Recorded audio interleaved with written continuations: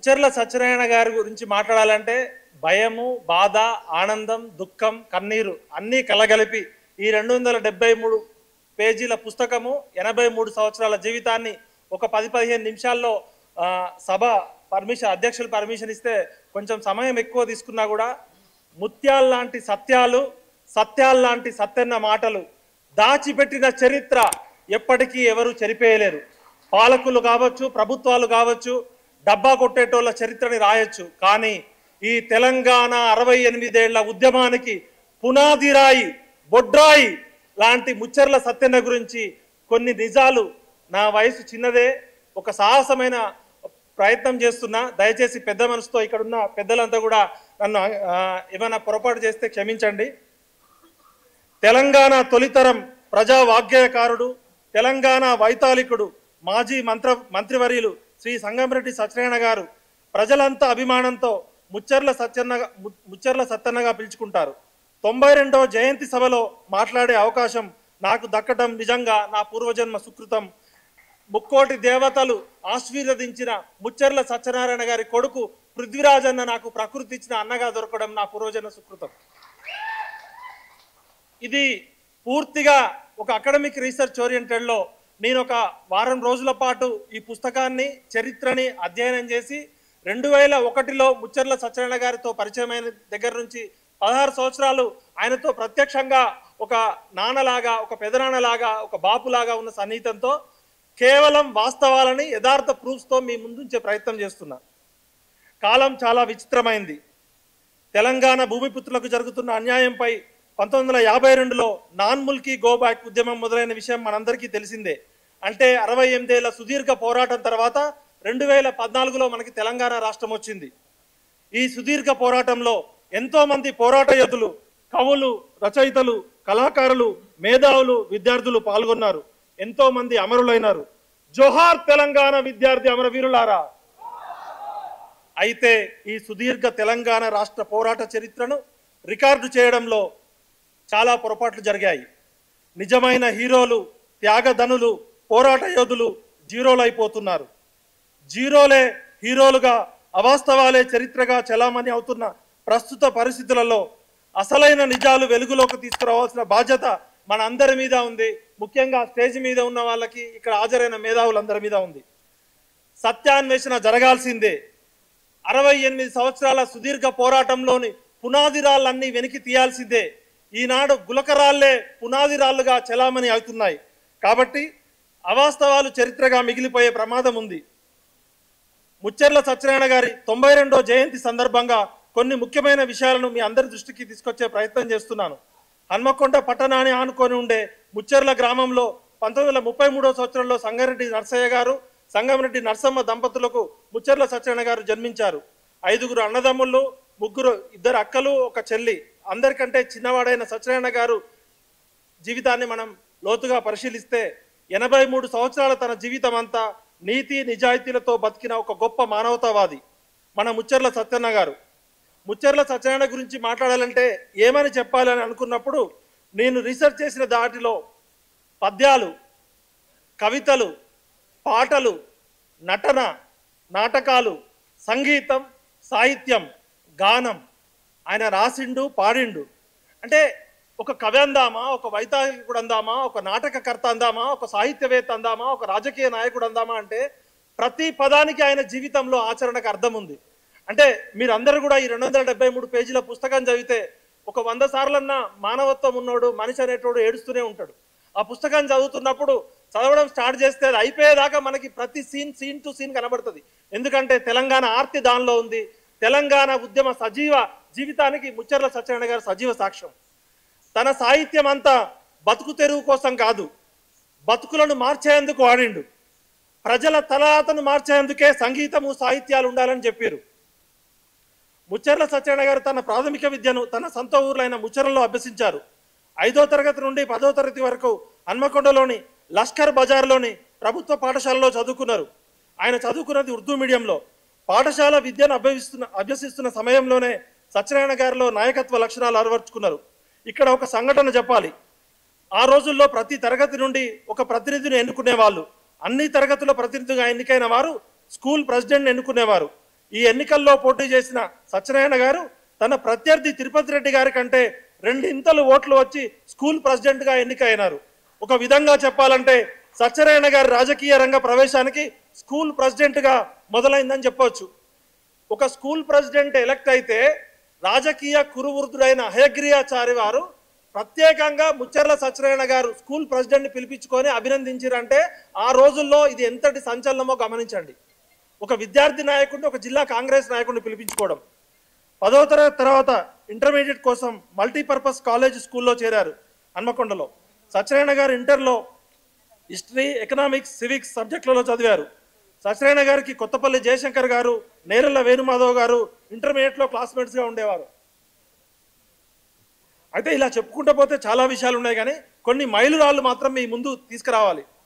ఎందుకంటే తెలంగాణ ఉద్యమానికి పునాది రాయి ముచ్చర్ల సత్యనారాయణ గారిని ఎందుకు అంటున్నామంటే, తెలంగాణ ఉద్యమానికి బొడ్రాయి ఎందుకు అంటున్నామంటే, అసలు తెలంగాణ భూమిపుత్రులకి అన్యాయం జరుగుతుందని నాన్ ముల్కీ గోబ్యాక్ ఉద్యమం 1952లో మొదలైంది. 1952లో నాన్ ముల్కీ ఉద్యమం మొదలుకోవడానికి ముందు దానికి నేపథ్యంగా సత్యనారాయణ గారు పాఠశాలలో జరుగుతున్నప్పుడు ఒక సంఘటన జరిగింది. వెంకటరెడ్డి సార్ అనే ఒక లెక్కల మాస్టారు, ఆయన ఫిజికల్లీ హ్యాండిక్యాప్డ్, చిన్నప్పుడే పోలియో రావడంతో ఆయన ఒక అవిటితనం ఉంటుండే. ఆయన నీళ్లు పట్టుకోవడానికి వెళ్ళినప్పుడు ఒక ఆంధ్ర మాస్టర్ గారి భార్య అవమానించింది ఆయన్ని. ఆ సంఘటన తర్వాత ఈ హై స్కూల్లో శేషావతారం అనే ఈ ఆంధ్ర ప్రాంత సారు లెక్కలు చెప్పేవాడు. ఈ గొడవని దృష్టిలో పెట్టుకొని మీ తెలంగాణ వాళ్ళకి అసలు లెక్కలే రావంటూ వెంకటరెడ్డి సార్ను అవహేళన చేసిండు శేషావతారం సారు. దీంతో విద్యార్థులంతా కలిసి సమావేశం ఏర్పాటు చేసుకొని లెక్కల సారు వెంకటరెడ్డిని ఏ విధంగా అవమానిస్తారని వెంకటరెడ్డి గారికి విద్యార్థులంతా సంఘీభావం చెప్పారు. ఈ సంఘీభావానికి వెంకటరెడ్డి సారు హాజరైనందుకు శేషావతారం సారు కలెక్టర్కి ఫిర్యాదు చేసి, అప్పటి కలెక్టర్ గారు కూడా ఆంధ్రావాడు కావడంతో ఈ సంఘటనతో వెంకటరెడ్డి సార్ని సస్పెండ్ చేశారు. ఇది 1952 ఇడ్లీ సాంబార్ గోబ్యాక్ కన్నా ముందు, నాన్ ముల్కీ గోబ్యాక్ కన్నా ముందు జరిగింది.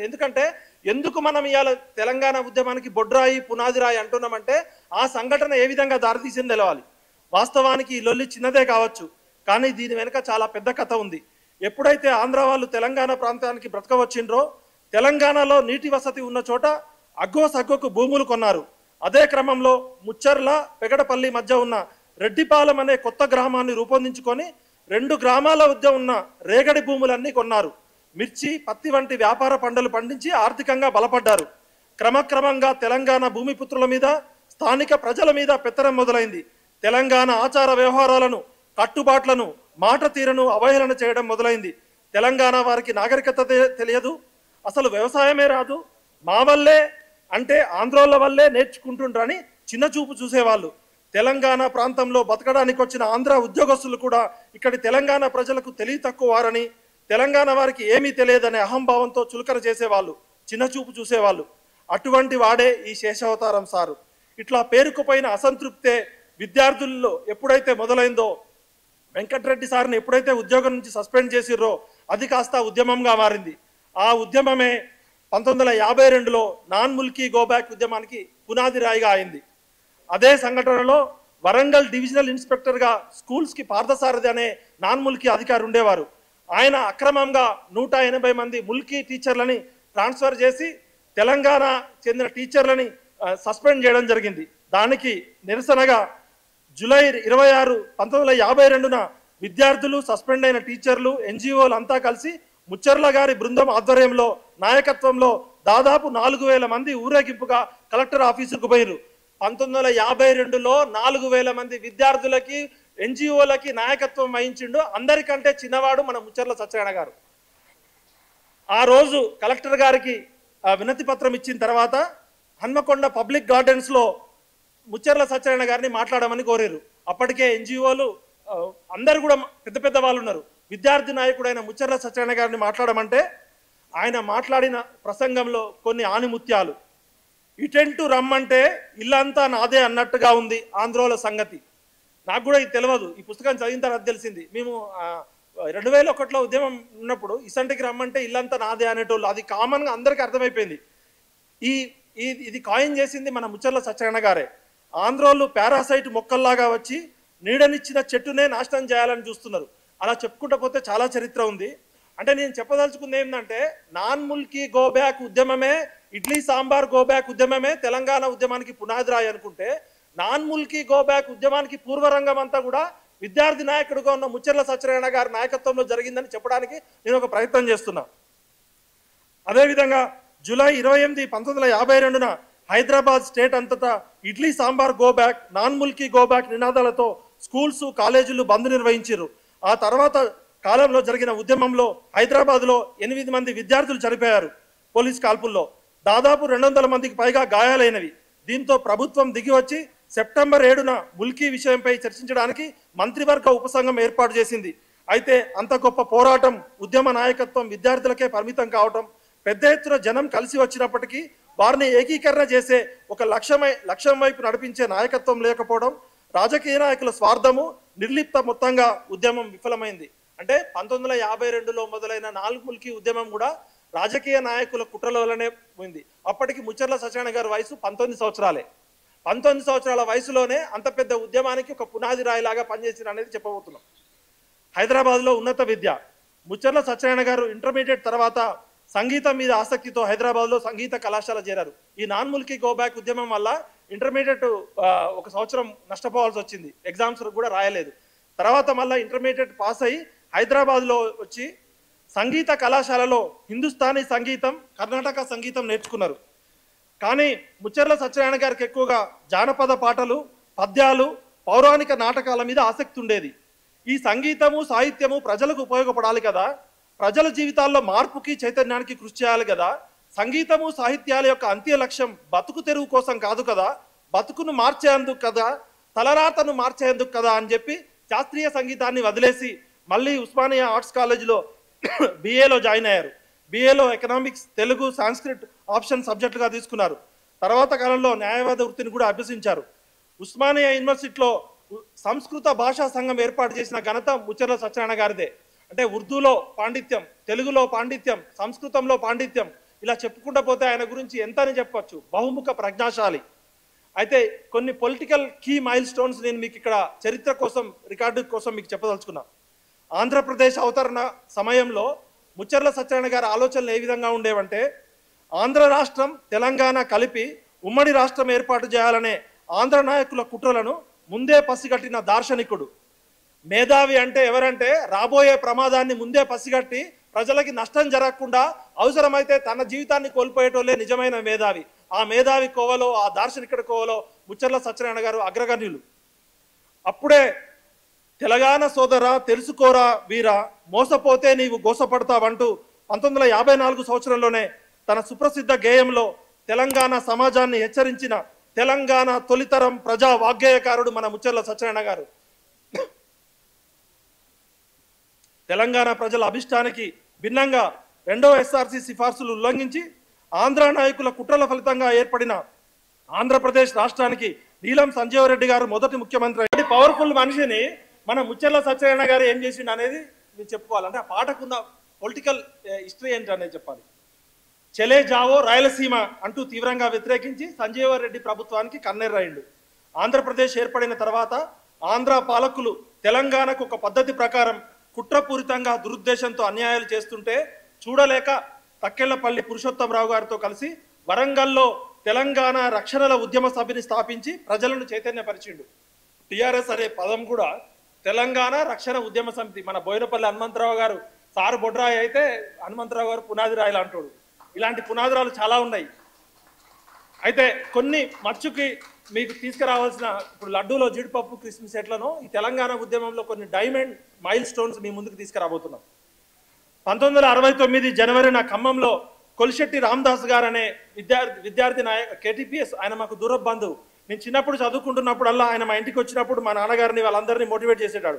నేను అనుకున్నాం ఆయననే అసలు మూమెంట్ స్టార్ట్ చేసిండేమో అనుకొని ఇప్పటివరకు అనుకుంటే, కొలిశెట్టి రామదాస్ గారే ఈ ఉద్యమం స్టార్ట్ చేయకముందు వచ్చి వరంగల్కి వచ్చి ముచ్చెర్ల సత్యనారాయణ గారి ఆశీర్వాదం తీసుకొని 69లో ఖమ్మంలో ఉద్యమం స్టార్ట్ చేసిరు. ఆ రవీంద్రనాథ్ గారు ఆమరణ దీక్షకి సందర్భంగా ఆ సభలో ముఖ్య అతిథిగా పాల్గొని తన పాటలు, ప్రసంగాలతో ప్రజలను ఉత్తేజపరిచి ఉద్యమ పదంలో నడిపించిన ఘనత ముచ్చెర్ల సత్యనారాయణ గారిది.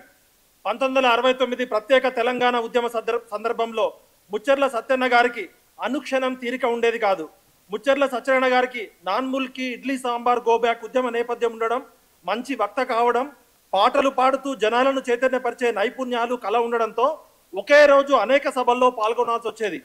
దీంతో తెలంగాణ ప్రజలు ముచ్చెర్ల సత్యనారాయణ గారి ఉపన్యాసం కోసం అర్ధరాత్రుల వరకు ఎదురు చూసిన సందర్భాలు కోకొల్లలుగా ఉన్నాయి. ఇప్పుడున్నంత ట్రాన్స్పోర్ట్ లేదు. తెలంగాణ మొత్తం ముచ్చెర్ల సత్యనారాయణ గారి సంజీవరెడ్డి మామ తెలంగాణ పాట కోసం వెయిట్ చేసిరంటే చూడండి. 1969 ఉద్యమ రోజుల్లో ప్రత్యేక తెలంగాణ ఉద్యమ ఐకాన్గా ఉన్నారు అప్పట్లో. ముఖ్యంగా తెలంగాణ సోదర, తెలుసుకోరా వీర, సంజీవరెడ్డి మామ పాటలు ఆ రోజుల్లో తెలంగాణ ప్రజల నోలల్లో ఉద్యమ నినాదాలుగా మారుమోగినవి. ఆనాటి ఉద్యమాన్ని అప్పటి ముఖ్యమంత్రి కాసు బ్రహ్మానందరెడ్డి గారు 369 మంది విద్యార్థులను, ఉద్యమకారులను కాల్చి చంపి క్రూరంగా, అత్యంత దారుణంగా అంచివేసిండు. తెలంగాణ అంతటా నిరాశ నిస్పృహలు ఆవరించిన ఈ సందర్భంలో మొక్కవోని ధైర్యంతో మళ్ళీ తెలంగాణ ఉద్యమ జ్వాలను రగల్చడానికి, భావజాల రంగంలో పనిచేయడానికి జై తెలంగాణ పత్రికను స్థాపించి దేవులపల్లి ప్రభాకర్ రావు గారిని పత్రికా సంపదలుగా బాధ్యతలు స్వీకరించమని కోరి పత్రికను ఎన్ని కష్టాలు నష్టాలు ఎదురైనా నిర్వహించారు. హనుమంతరావు గారికి తెలుసు జై తెలంగాణ పత్రిక పెట్టడం గురించి. జై తెలంగాణ పత్రిక పునాదిగా ఈరోజు కేసీఆర్ గారు నేటి నమస్తే తెలంగాణ టీ న్యూస్ అంటున్నారు కదా, అక్కడ మీకు ఒక యథార్థ సంఘటన చెప్పాలి. ఎందుకంటే నేనే ఒక సజీవ సాక్ష్యం. నేను అప్పుడు తేజ టీవీలో రిపోర్టర్గా పనిచేస్తున్నా. కేసీఆర్ గారు జై తెలంగాణ పత్రిక పేరు పెడుతున్నారు. ఈ పత్రికకి చందాలు వస్తున్నాయని చెప్పి ఒక న్యూస్ ఐటమ్ వచ్చింది. నిజామాబాద్ జిల్లాలో జై తెలంగాణ పత్రికకి 64 లక్షల రూపాయల చందాలు వచ్చినాయని వచ్చింది. నేను ఒక రిపోర్టర్గా అరే జై తెలంగాణ పత్రికకు ఒక్క నిజామాబాద్ జిల్లాలో ఇంత వచ్చినాయని రీసెర్చ్ చేస్తే ప్రతి జిల్లాలో కూడా చందాలు వస్తున్నాయి. ఆ పుస్తకం జై తెలంగాణ పత్రికకి చందాలు వసూలు చేసిన పుస్తకాలు నేను సేకరిస్తే ఆ పుస్తకాల మీద చందాలు వసూలు చేసేటప్పుడు నెంబర్స్ ఉంటాయి. జిల్లాకు ఒక కోడ్ ఉంటుంది, ప్రతి చందా బుక్కి నెంబర్స్ ఉంటాయి. మరి నెంబర్స్ కూడా లేకుండా ఇట్లా వసూలు చేస్తున్నారని రీసెర్చ్ చేస్తే ఏ జై తెలంగాణ పత్రిక స్థాపించిన ముచ్చెర్ల సత్యనారాయణ గారి అనుమతి లేకుండానే కేసీఆర్ గారు అప్పుడే దందా స్టార్ట్ చేసిండు. కానీ పత్రిక మాత్రం రావట్లే. మేమంతా పత్రిక ఎప్పుడు వస్తుందా అని, ఎందుకంటే నేను అప్పుడు పనిచేస్తున్నది ఆంధ్ర మీడియాలో. తెలంగాణకు పత్రిక ఉండాలి, తెలంగాణకు టీవీ ఛానల్ అనే తపన మా అందరికి ఉండేది. జై తెలంగాణ పత్రిక పునాదే ఈరోజు నమస్తే తెలంగాణ టీ న్యూస్ ఛానల్ అనే విషయం గుర్తుపెట్టుకోవాలి. అయితే మనుషులకి కృతజ్ఞత అనేది ఉండాలి.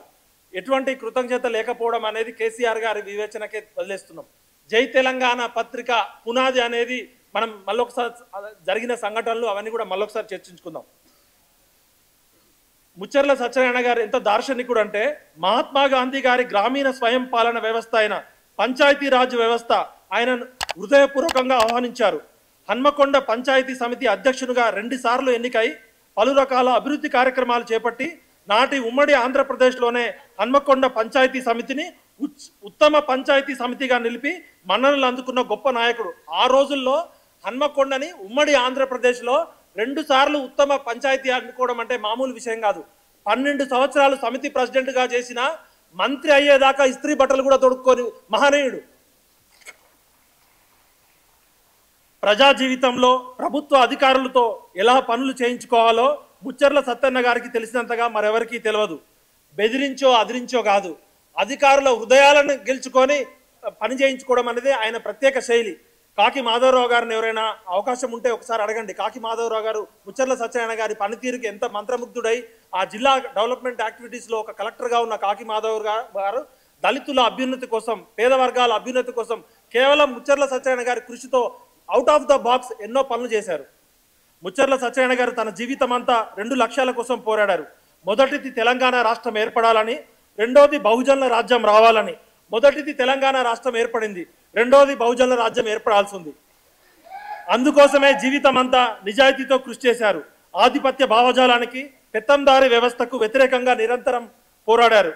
ముచ్చెర్ల సత్యనారాయణ గారు ఎవ్వరి ఆధిపత్యాన్ని సహించేవారు కాదు. అందుకోసం ఎంతకైనా తెగించి పోరాడేవారు. 1983 సంవత్సరంలో తెలుగుదేశం పార్టీ ఆవిర్భవించినప్పుడు ముచ్చెర్ల సత్యనారాయణ గారి వ్యక్తిత్వం తెలుసుకొని స్వయంగా ఎన్టీఆర్ గారు పిలిచి ఎన్నికల్లో ఎమ్మెల్యే సీట్ ఇచ్చారంటే ముచ్చెర్ల సత్యనారాయణ గారి వ్యక్తిత్వం ఎంత గొప్పదో మనందరికీ అర్థమవుతుంది. ఎన్టీఆర్ అంటే అప్పుడు ప్రజలందరికీ కృష్ణుడు, రాముడు, దేవుళ్లాగా ఉండేది కదా. అలాంటి ఎన్టీఆర్ గారే ఈయన వ్యక్తిత్వానికి మంత్రముగ్ధుడై ప్రత్యేకంగా చూసేవారు. వరంగల్ జిల్లా రాజకీయ కురువృద్ధుడు, కాంగ్రెస్ పార్టీలో మకుటం లేని మహారాజుగా వెలుగొందుతున్న హయగ్రీవాచారిని ఎన్నికల్లో ఓడించి మొదటిసారి ఏర్పడిన టీడీపీ ప్రభుత్వంలో రవాణా శాఖ మంత్రిగా అయ్యారు మన ముచ్చర్ల సత్యనారాయణ గారు. కొన్ని రోజుల తర్వాత ఎన్టీఆర్ గారిలోని పెత్తందారితనాన్ని, అహంభావాన్ని, అప్రజాస్వామిక ధోరణిని సహించలేక మంత్రి పదవిని కూడా వదులుకున్నారు. నాదెండ్ల భాస్కర్ రావు గారి సంక్షోభ సమయం తర్వాత ఎన్టీఆర్ గారు తన తప్పులను తెలుసుకొని స్వయంగా ముచ్చర్ల సత్యనారాయణ గారిని మళ్ళీ తెలుగుదేశం పార్టీలో చేరమని అడిగినప్పటికీ ఎన్టీఆర్ గారితో పనిచేయడం సాధ్యం కాదని నిర్మోహమాటం లేకుండా నిర్ద్వందంగా వ్యతిరేకించిన దీశాలి ముచ్చర్ల సత్యనారాయణ గారు. ఆ రోజుల్లో ఎన్టీఆర్ పిలిస్తే చాలనుకునేటోళ్ళలో నేను నీతో కలిసి పనిచేయనని చెప్పిండంటే ఎంతటి ధిక్కార స్వరమో మనమంతా గుర్తించాలి. ఆ తర్వాత కాలంలో ముచ్చర్ల సత్యనారాయణ గారు ఎక్కువ సమయం బహుజనులను ఆర్గనైజ్ చేయడానికి కేటాయించారు. అప్పట్లో సమైక్యవాదిగా ఉన్న కొండా లక్ష్మణ్ బాపూజీ గారితో కూడా కలిసి పనిచేశారు. బహుజనుల అభ్యున్నతి కోసం బీసీల కుల సంఘాలను ఆర్గనైజ్ చేసి సహకార సొసైటీలను ఏర్పాటు చేశారు. బహుజన కుల సంఘాల సమాఖ్యలను అధ్యయనం చేయడానికి దేశమంతా తిరిగారు. ఆ క్రమంలోనే వచ్చింది అప్పట్లోనే గోకుల్ గ్రామీణ బ్యాంక్. మొట్టమొదటి భారతదేశంలో ఒక కుల సంఘం గోకుల్ గ్రామీణ బ్యాంక్ పెట్టుకుందంటే ఆయన విజనరీ ఎట్లాంటిదో ఆలోచించండి. కొద్ది కాలం బహుజనవాది మాన్యశ్రీ కాన్సీరామ్ గారితో కలిసి పనిచేశారు. బీహార్, ఉత్తరప్రదేశ్ రాష్ట్రాల్లో బహుజనుల అధికారంలోకి రావడానికి గల కారణాలను ప్రత్యేకంగా అధ్యయనం చేశారు. 1996లో మొదలైన మలిదశ ఉద్యమంలో గద్దరన్న గారితో కలిసి పనిచేశారు. ఆ తర్వాత 2001లో కేసీఆర్ గారి ఆహ్వానం మేరకు కేసీఆర్ గారితో కలిసి జలదృశ్యంలో టీఆర్ఎస్ ఆవిర్భావంలో పాలుపంచుకున్నారు. ఆ పునాది రాళ్ళల్లో అప్పుడు మన సారు పృథ్వన్న మేము ఆ మీటింగ్లో ఉండే. అప్పుడు సార్ మొత్తం స్ట్రాటజిస్ట్ ఉంటుండే, హనుమంతరావు సారు. కానీ కొద్ది సమయంలోనే కేసీఆర్ గారి అప్రజాస్వామిక ధోరణిని, ఆధిపత్య అగ్రకుల అహంకారాన్ని, కుట్రలను కుతంత్రాలను పసిగట్టి కేసీఆర్కు దూరంగా ఉన్నారు. ఎందుకు మనము వైతాళికుడు అంటామంటే రాబోయే ప్రమాదాన్ని ముందే గుర్తించి కేసీఆర్కి దూరంగా జరిగారు. ఈ విధంగా 3 దశల్లో సాగిన తెలంగాణ ఉద్యమంలో పాల్గొని దానికి నాయకత్వం వహించిన అరుదైన వ్యక్తిత్వం మన ముచ్చర్ల సత్యనారాయణ గారిది. ముచ్చర్ల సత్యనారాయణ గారి సుదీర్ఘ రాజకీయ జీవితం అంతా నీతి నిజాయితీతో క్రమశిక్షణతో పనిచేశారు. ప్రజాస్వామిక విలువల కోసం పనిచేశారు. 100% ఉన్న బడుగు బలహీన వర్గాల చేతిలో రాజ్యాధికారం వచ్చినప్పుడే సమాజం బాగుపడుతుందని బలంగా నమ్మిన మహానుభావుడు మన ముచ్చర్ల సత్యనారాయణ గారు. ఏది ఏమైనా ఎలాంటి పరిస్థితులున్నా జీవితం అంతా తాను నమ్మిన సిద్ధాంతాల కోసం, ప్రజల కోసం నీతి నిజాయితీగా పనిచేసిన ఒక మహోన్నత వ్యక్తిత్వం నేటి తరాలకు స్ఫూర్తినిస్తుందనే విశ్వాసంతో ధిక్కార కెరటం చరిత్రను అందరూ తెలుసుకోవాలని హృదయపూర్వకంగా ప్రార్థిస్తున్నాను. అయితే ఇక్కడ నేరెళ్ళ వేణుమాధవ్ గారు ప్రపంచ ప్రఖ్యాతిగాంచిన మిమిక్రీ కళాకారుడు, పద్మశ్రీ. ఆయన క్లాస్మేట్. ఆయన ఏమని చెప్పారంటే, స్వాతంత్రోద్యమంలో బ్రిటిష్ పోలీసులకు ఎదురుగా నిలబడి చొక్కా గుండీలు విప్పి దమ్ముంటే కాల్చమని ఎదిరించిన దీశాలి ఆంధ్రకేసరి టంగుటూరి ప్రకాశం పంతులు గారు. ఈ విషయం మనందరికీ తెలుసు. కానీ తెలంగాణ రాష్ట్ర సాధన ఉద్యమంలో తొలి 2వ దశ ఉద్యమంలో ఇలాంటి సంఘటనలు మేము కళ్ళారా ఎన్నో చూసామని మన ముచ్చర్ల సత్యనారాయణ గారి ధైర్యం గురించి నేరెళ్ళ వేణుమాధవ్ గారు చెప్పిన వీడియో మీరు అందుబాటులో తీసుకురావాలి తర్వాత. దీనిని బట్టి మన ముచ్చర్ల సత్యనారాయణ గారు ఎంతటి ధైర్యశాలో మనందరికీ అర్థమవుతుంది. అదేవిధంగా ముచ్చర్ల సత్యనారాయణ గారి బాల్యమిత్రుడు ఒక ఇంపార్టెంట్, అంటే ముచ్చర్ల సత్యనారాయణ గారి స్థితప్రజ్ఞత గురించి చెప్పారు. కోడెళ్ల సాంబయ్య అనే ఒక మిత్రుడు ముచ్చర్ల సత్యనారాయణ గారి బాల్యమిత్రుడు. ఒకసారి మంత్రి పదవి కోల్పోయిన తర్వాత సత్యనారాయణ గారు ఎట్లా ఉన్నారో, 12 సంవత్సరాలు సమితి ప్రెసిడెంట్గా పనిచేసిన వ్యక్తి, ఇంత పేరున్న నాయకుడికి ఒక కొత్త జత బట్టలు కొనుక్కోవాలనే ఆకాంక్ష కానీ షోపుటప్ కానీ లేదు. ఉన్న బట్టలతోటే పోతా అంటే స్నేహితులు వద్దని చెప్పి అర్ధరాత్రి పోయి బట్టల షాప్ తెరిపించి బట్టలు తీసుకొచ్చారు.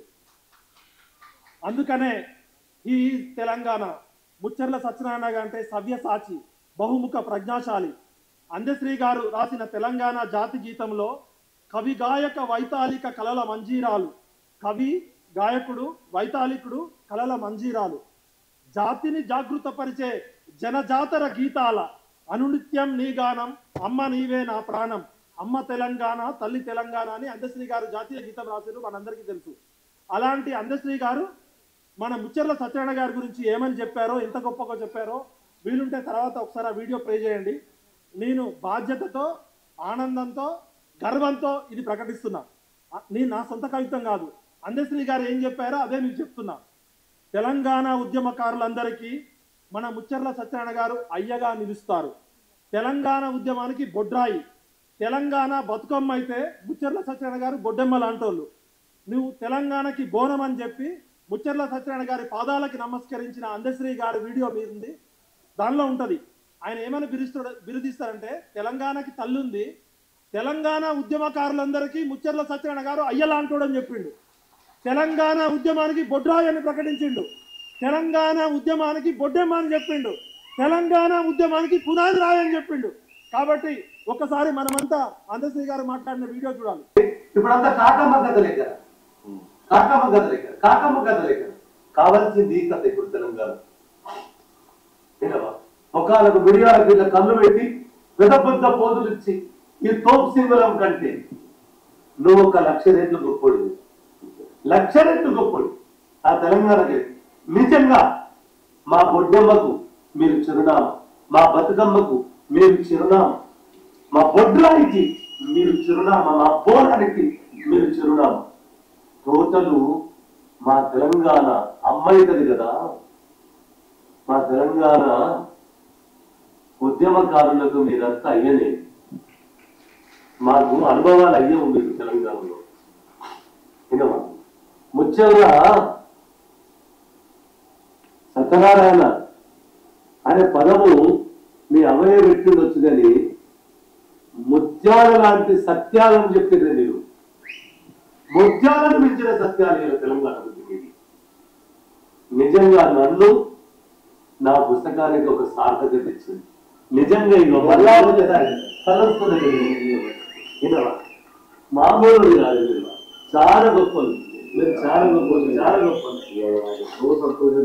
ఎందుకంటే ఎక్కడ చూడు సముద్రమర్తలు, ఎక్కడ చూడు మతాలు, పటాలు, ముఠాలు, కులానందము, గులానందము, ఇవేవి లేనంత దూరంగా మీరు ఇప్పటికీ బతుకమ్మలు పెట్టిన తంగడి పూలని ఉన్నదే, ఈ రోజుకి ఎక్కిన బతుకమ్మ గుమ్మడి పూలని ఉన్నదే. ఈ రోజు రంగుల దుకోని ప్లాస్టిక్ బతుకమ్మ కాలం వచ్చింది, పువ్వులు లేవు, కాలాలు లేవు, ఈ సంవత్సరం వర్షాలే లేవు. మరి రేపు ఎట్లా బతుకడం మనిషి? ఎదురైందన్నా అమ్ముకుంటుంటాడు పాపం. ఇలా తెలంగాణను కూడా ఎవడొచ్చి కూడా అమ్ముకుంటూనే ఉన్నాడు. ఆంధ్రుడు అమ్ముకుంటూనే ఉన్నాడు, రాయలసీమ అమ్ముకుంటూనే ఉన్నాడు. తెలంగాణకు ద్రోహం చేసిన వాళ్ళు కూడా అదే అమ్మకానికి పెడుతున్నారు. ఇది ఒక పరుసూపుల బొంత అయిపోతుంది, అంగడిలో గొంగడైపోతుంది.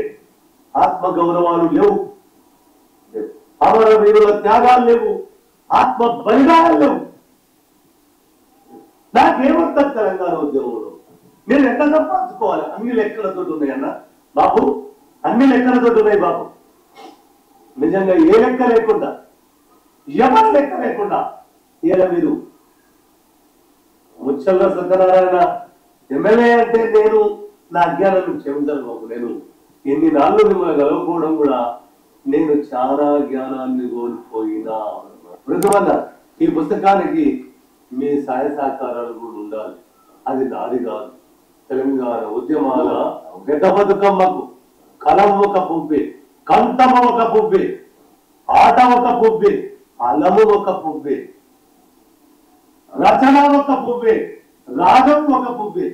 మీరు కంఠములో ఉన్నారు, కలములో ఉన్నారు, ఆటలో ఉన్నారు, అలమై ఉన్నారు, రచనై ఉన్నారు, రాగమై ఉన్నారు బాబు. శిరస్సానవాలి, శిరస్సానవాలి, శిరస్సానవాలి. నిజంగా మీరు ఒకసారి లేస్తే నేను ఒక్కసారి మిమ్మల్ని ఆలింగనం చేసుకుంటాను. ఎంత గొప్ప, ఎంత గొప్ప, ఎంత గొప్ప. ఏం చూసింది బాబు మీ అమ్మ. నేను ఏ పొలిటికల్ లేదు, ఇంత నా తలనే వచ్చా. నేను మీ ముందర మిమ్మల్ని చూడగానే ఉండిపోయి తలంతే. నా ఆలింగాను మీ గుండె స్పర్శ నిజంగా నాకు జీవితకాలం ఎనర్జీ బాబు, నా జీవితకాలం ఎనర్జీ. ఇలా నాకు అంత ఆనందం కవిత్వంలో.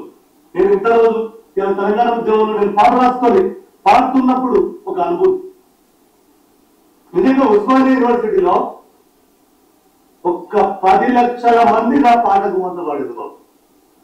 5 కోట్ల మందిని నిద్రపట్టనీయలే నా పాట.